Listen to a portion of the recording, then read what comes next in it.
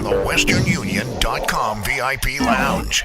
All the way live with my brother, the legend. I'm always glad to see him back in the Bay Area. The one and only Raekwon, the chef. What up, Big Vaughn? What's good, brother? Coolin'. I just want to have you here. It's been a long time since the last time to talk about what you've been doing since the last time I seen you. I think last time we kicked it was like Puerto Rico, maybe? Yeah, around that time. It's been a long time. Been a minute. And you've been staying strong, staying sharp on your sword and everything. And now you back with a brand new joint coming out. Tell me about this. Yeah, man.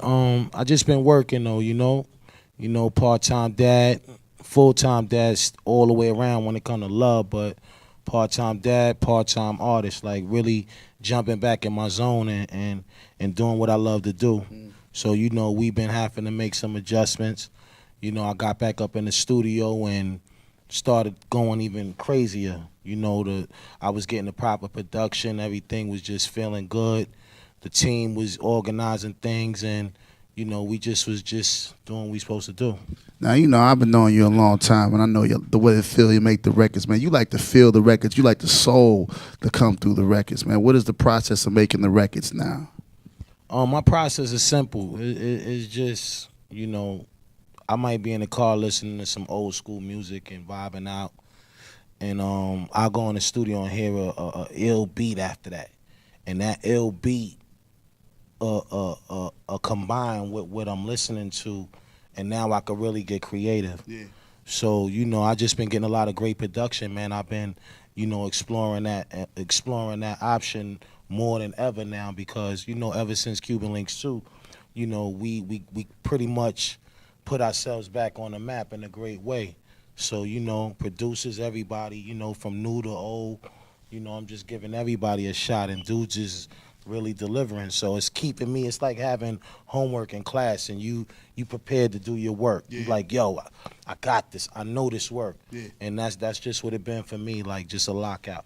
How do you feel like a legend vet MC, or you still got the young boy spirit? Like how do you approach it? Because it's like hard. I mean, like you're a legend, man. It's like it's boys you might want to rap with that may have pinned the whole album off of one verse of one of yours. So what is your feeling when you write your music? Like you like, I'm a vet and they should respect us. I'm gonna come with the young boy way.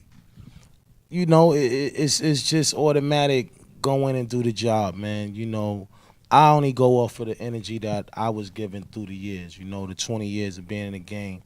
You know, everybody looked at the chef like, yo, you really one of those lyrical dudes. So, of course, I challenge myself, and I don't go in it with feeling like a young boy because, you know, I'm an older dude now. But more importantly, I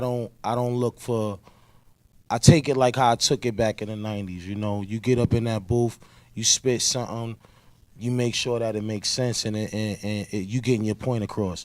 And that's what I do, fam. You know, it's just all in the flip of the wrist. Yeah.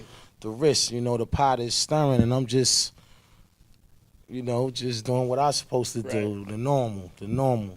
And the whole time, what was your favorite era, this whole thing? From then to now, what has been your favorite era? My favorite era was the 90s, of course, you know. Yeah. I feel like back then, you know, the music was more creative. It was more, you know, artists really putting themselves in their own categories and just doing what they really had to do. Now it's more everybody sounding like, you know, I don't really feel the feeling of music that I know what it's for. What we looked at it for is a feeling. I don't really feel that, you know. As far as coming up in the club, of course, yeah, the club music, you know, everybody having fun is dope, but I don't hear classics no more. You know, and back in the 90s, you know, everybody was making classics all up and down the block. I've had a few arguments with a lot of brothers the past couple of weeks or so trying to define what a classic album is. So I have someone here who has a classic album that changed the game, from the videos, from the songs, from the samples. So what defines a classic album to you? Who has made a classic album? So I can respect anything you tell me now. I got to, because you've done it. Wow. You know, Cuban Links was a classic. Wu-Tang Clan, 36 Chambers, Nas, Illmatic, The Infamous, you know, Snoop, you know, all these records that really you can listen to today and it still feel like yesterday, and just the body of work that was presented. It was like dudes was making albums that you didn't have to say, yo, only 3 records is up there. Or yo, or that's just a mentality. We didn't have to we wasn't selling our music through content. Right. It had to be from the heart. It had to be a record that felt like, yo, every last one of them records is mean. Every one of them. Not just 1 or 2. Because people, they pay attention to that. That's what I think kind of like messed up the whole climate of CDs anyways, because it was starting to be too much garbage out there, and people didn't feel like, yo, it was worth being paid for. And now you got people taking your music online and downloading it, and it's really because they got access to it. But if they don't trust it and say, yo, you haven't really delivered like that for me to go get your album. Right. Because I know when we was coming up, if we got somebody's stuff off the street and we felt like, yo, we get it, but if it's mean, you still got to go to the store and go get a fresh one, because you want a fresh one. Right. But, that's just my whole thing. It has to be a body of work that can present itself to be timeless, flawless lyrics, production. Everything is just, everything is just composed correctly. From skit to everything, titles, all of that. Just your whole demeanor when you touch that mic. So now when you're recording days from then to now, I know I ask a lot of brothers, especially the OGs, what do you tell the young boys about their studio time to your studio time? Because in the old school, if you wanted to go record or you wanted a beat, you had to go to the studio. It wasn't no sit until you hit me on the hip. I can hear it on my phone.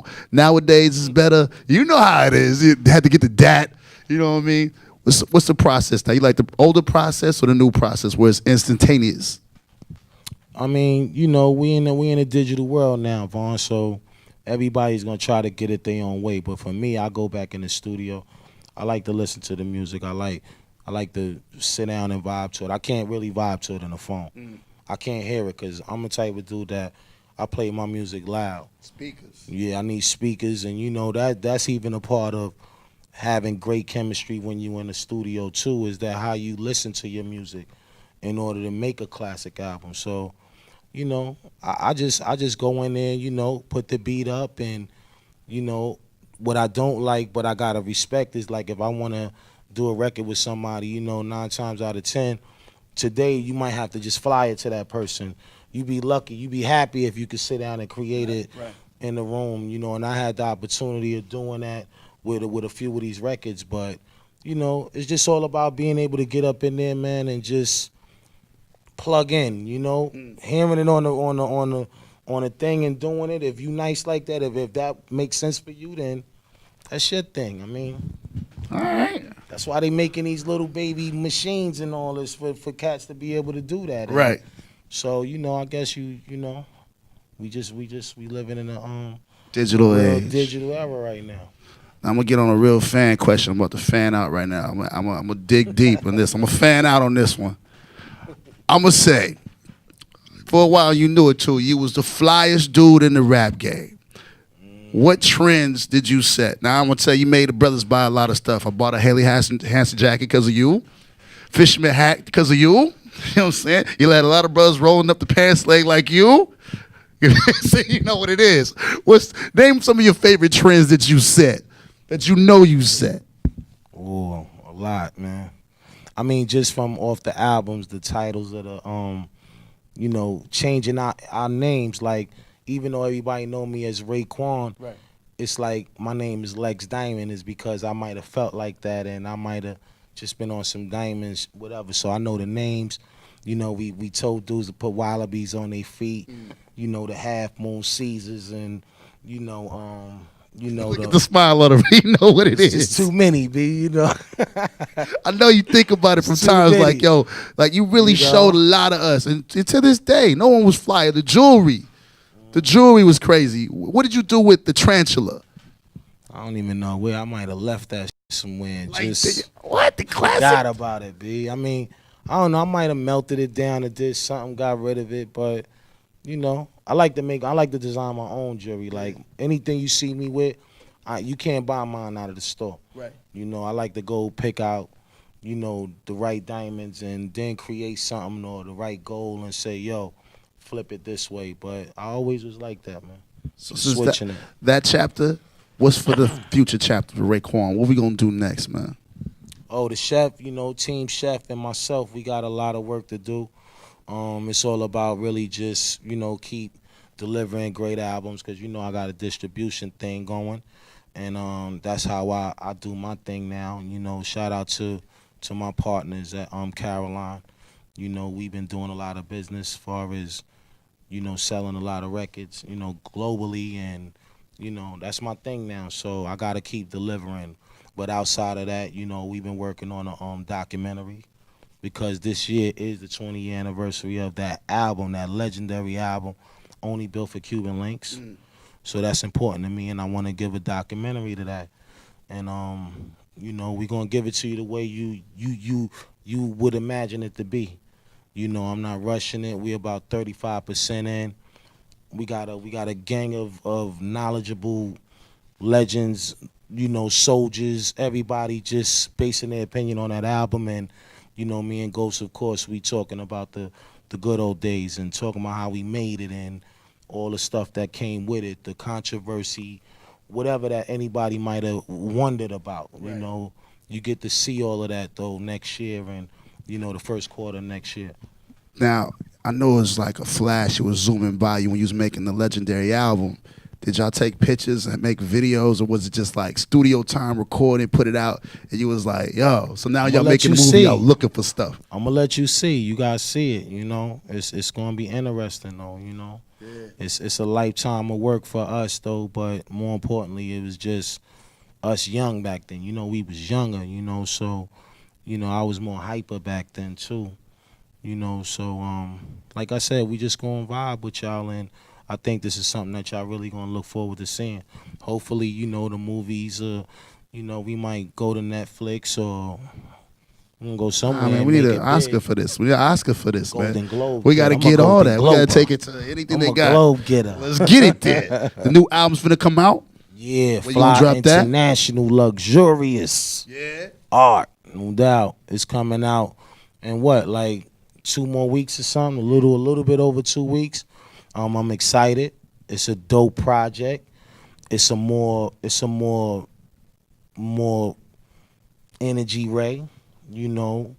I was really, taking my time and really trying to uplift my production this time. A lot of times we write to dark music, and don't get me wrong, I like to switch it up, but this album is more lifestyle album. It has something for everybody on the album. For the female that respect Raekwon music, that, because I run into females and you make a joint for us. They're my fans. I love them too. So I had to make sure that I just make this album round and professional, and we got some great production on there from producers like Jerry Wonder, Scram Jones, my man Blue Rocks. He from Atlanta. Just some dope dudes. Symbolic One. Scoop DeVille, this might be the most colorful album when it comes to production and people I work with on any of my albums outside of the family. But, this one is going to be interesting, and I think it's going to be where people going to be like, wow, you can see the growth in Ray, but still Ray being what we expect him, not reaching, not trying to go too far from what we may say, yo, Ray, you doing too much now. Right. You know what I mean? It's not that kind of album. It's an album that, defines a prestige artist that still know what he got to do today like he did yesterday. Me as like a real fan of everything y'all done for line, I like to leave the old records the way they are and see the new you. Because it's like a new you introducing to my nieces and my nephews. Like, yo, this Raekwon. It's like a brand new dude. You know what I mean? They may not know about the ice cream till later. They be like, oh, that was him? Say that was him. Yeah, I mean, Rocking this summer. How yeah, we could be rocking. Yeah, but at the end of the day, man, it's for everybody, man. We came in the game with a sharp tongue game when it came to lyrics, and I'm always gonna be that dude. I think that's just a part of my skin. It's just to always write with lyrics involved. But I'm also an artist. I like working with people. I like collaborating with dudes, just who you least would expect that I would. I'm not just designed to just do one thing. That's why I'm the chef. It's like I can't keep selling y'all turkey burgers all day, even though I know they good, but I got to flip them. I got to do something that, y'all might say, yo, but try to Tries Jamaican onion rings or something over there. Yeah. Those is banana, you know. I want to have that dish when it comes to diversifying what my music is about. You know, I love all kind of music. Like, you know, I love old school music, soul. I love partying, R&B. You know, nobody would ever think Ray energy thrives off of listening to R&B. Right. You know, you catch me in the whip or whatever, or in my headphones. I'm in the 80s or the 70s, and I still listen to what's going on. I'm not shooting nobody down far as who's doing anything today, but music for me has to have a feeling. It can't just be, all right, that artist is popular and he made a popular record, and we really it's just because he's popular. It ain't because it's creative, or, you know, oh, yo, this is it. It's like it's already a system that's designed for, you know, dudes that do it that way. So, you know me, I just always want to look for more, man. Last question. It's a tricky one. Holla, baby. You've had a lot of collaborations with a lot of the greats, inside the woo, outside of the woo. When writing a song with one of those people, who was one of the most vicious in the studio? When it come to writing? Was writing. You was in the studio, y'all was going verses back and forth. You was like, all right. I don't know. You've been with Andre 3000. It's a lot, man. It had to be one time in the studio you was like, man. Yeah, you know, that's, you know, I don't know. It's like something when I write with Busta Rhymes. It's like he knows how to give you everything, energy, wordplay. You know, just being real creative up here and knowing how to put them words together. And it's like I always prepare myself for a fella like him. But you know, it's all kind of dudes, man. You know, I just get in there, and if it feel good, you know. It feel good. I mean, I did a record with Papoose. You know, that's my homie right there. I love Pap. You know, he did something that was so super spanking to me that I was like, I don't even need to touch it really. Like, you did what you need, but he like, nah, I need you.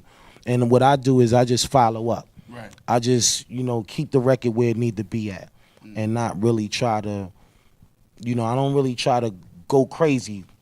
You know, I think if I use all my brain cells when it comes to writing, it'd be another issue. But I just try to write to the moment. You know, if it's a record that we got to keep up, it's like a record like Protect Your Neck. We got to keep that record up. Deck come on and set it off and smoke it, and they looking for the next man. I don't mind stepping up because I'm not gonna fuck the record up. You know, I'm gonna play my part until the next man come in. Yeah. You know, but I'm gonna also give you a little bit of lines, and you know, you always gonna get a couple of lines out of Chef. That just come with it. That come with the territory. That's what it is. The legendary Raekwon the Chef. Got to do it. The album coming out once again. Make sure they know. April 28th, y'all. Word up. Hit me on the social media. You know, everything is at Raekwon. This album is for you. Play it loud. Go get you a new system. Yeah. Go get you some new headphones. You know how we do it. Gotta have speakers. It can't set up. It don't bump right in the computer, man. They gotta get right. Yeah, you heard him. You know what I mean? He said get them speakers right. So you get the right setup. This album is gonna be something you're gonna love. Word to everything. And the movie coming next year. Yeah, we're gonna be back right here talking about that. Tape Files 1. Stay close. We got more for you right here. 106 KMEL. Peace, y'all. Once again, it's the Chef, man. Thanks for watching us, you heard? Be sure to check out more exclusive interviews, live performances, all that on 106KMEL.com. It's real deal right here, y'all. One. You already know, son, just chill. Let's go. If I ain't rocking emeralds and Bentleys, I'm coolin' in Poughkeepsie. Me, shorty, new Glock 40 and some Bentley. Riding the Mary Boo, take care of me.